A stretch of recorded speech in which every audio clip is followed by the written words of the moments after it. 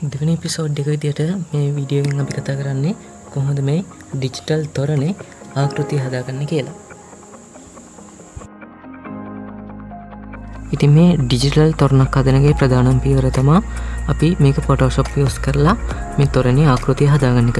ඉතින් තොරණේ ආකෘතිය හදාගත්තේ අපිට මේ ඉන්ටර්නෙට් එක පාවිච්චි කරලා මේ වෙනකොට හදලා තියෙන තොරන් වලින් අපේ තොරණට අයිඩියා එකක් ගන්න පුළුවන්.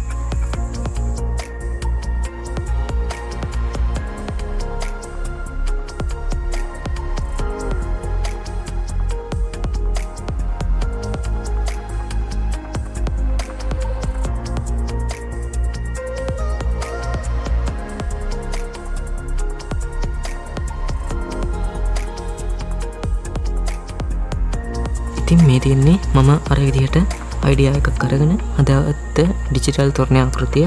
ඉතින් මේ ආකෘතිය හදාගෙන තියෙන Photoshop වලින් ඊට පස්සේ තමයි අපි මේක After Effects වලින් මේක ඇනිමේට් කරන වැඩේ කරන්නේ. ඔයාලට බලන්න පුළුවන් මම මේ තොරණ ලේයර්ස් වශයෙන් තමයි මේ කොටස් Photoshop වලින් අපි එකතු කරගෙන තියෙන්නේ.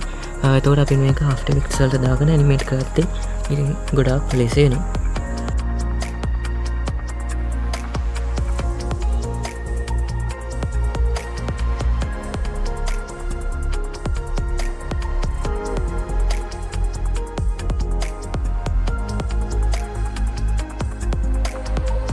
ඉතින් මේ ඩිජිටල් තොරණ හදාගන්න වීඩියෝ සීරීස් එකේ අලුත් වීඩියෝ එකක් දාපු ගමන් ඔයාලා ගාවට ගෙන්න ගන්න channel එක subscribe කරලා අපිත් එක්ක එකතු වෙලා ඉන්න.